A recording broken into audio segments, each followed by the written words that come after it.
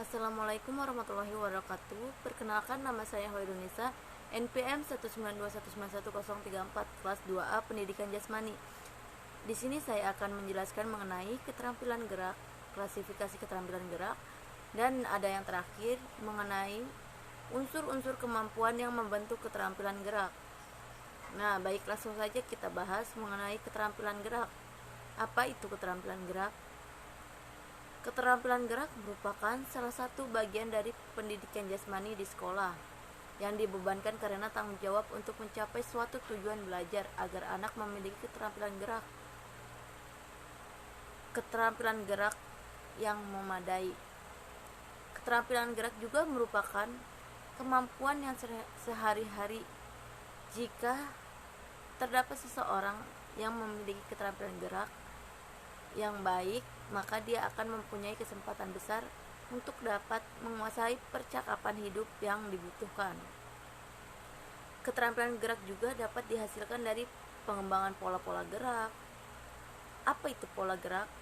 Pola gerak sendiri merupakan gabungan dari gerakan-gerakan yang ditampilkan dalam respon-respon gerak yang membentuk pola-pola gerak tertentu yang menjadi kebiasaan dalam berbagai aktivitas. Hal ini merupakan kemampuan seseorang dalam melakukan gerak dengan koordinasi bagian atau keseluruhan tubuh yang berfungsi dengan baik. Nah, tingkat koordinasi gerak juga relatif tinggi. Untuk mencapai atau memiliki keterampilan gerak yang baik, diperlukan suatu proses belajar dan berlatih dalam jangka waktu tertentu. Selanjutnya, kita akan membahas mengenai klasifikasi keterampilan gerak. Dapat dibuat berdasarkan beberapa sudut pandang. Yang pertama, berdasarkan kecermatan gerak, berdasarkan titik awal dan titik akhir. Nah, yang terakhir, stabilitas lingkungan. Langsung saja kita membahas mengenai klasifikasi berdasarkan kecermatan gerakan. Keterampilan gerak dapat dikaji berdasarkan kecermatan pelaksanaannya. Keterampilan gerak dapat dikategorikan menjadi dua, yaitu keterampilan gerak agal atau biasa yang disebut gross motor skills, dan yang kedua keterampilan gerak halus, yaitu fine motor skill. Yang pertama, keterampilan gerak agal merupakan gerakan dalam pelaksanaannya melibatkan otot-otot besar sebagai basis utama gerakan. Nah, contohnya keterampilan gerak loncat tinggi dan lempar lembing.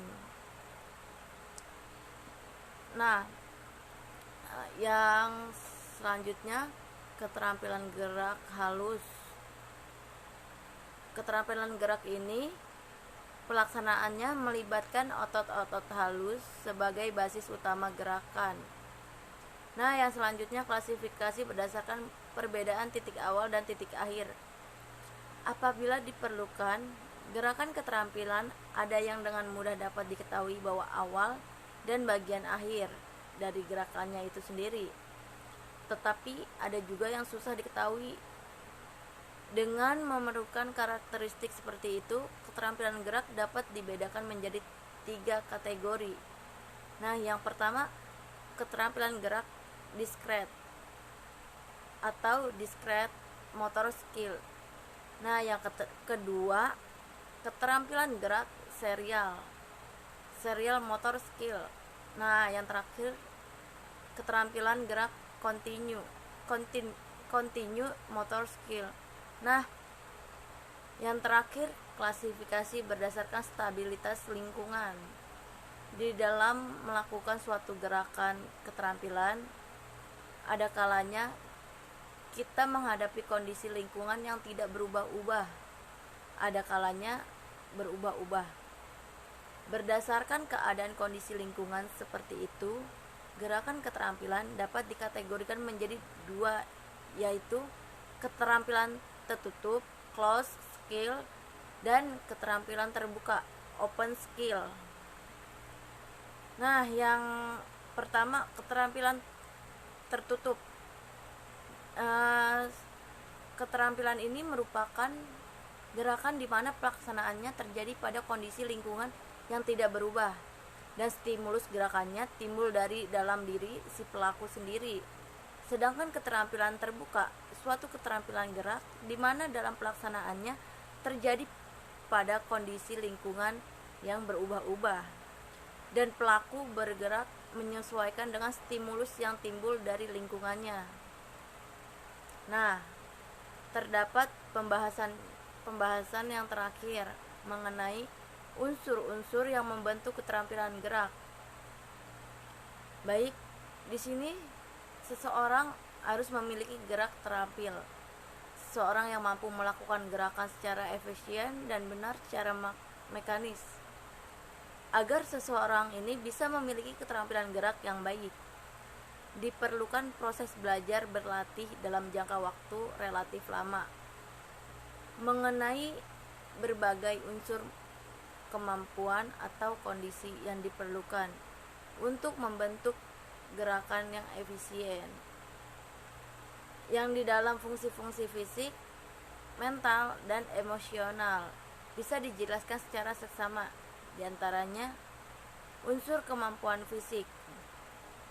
Fisik sendiri merupakan sarana utama untuk gerakan. Maksudnya fisik merupakan sarana utama untuk gerakan. Nah, kondisi fisik yang baik akan menghasilkan gerakan yang efisien, yang memiliki diantaranya kecepatan reaksi.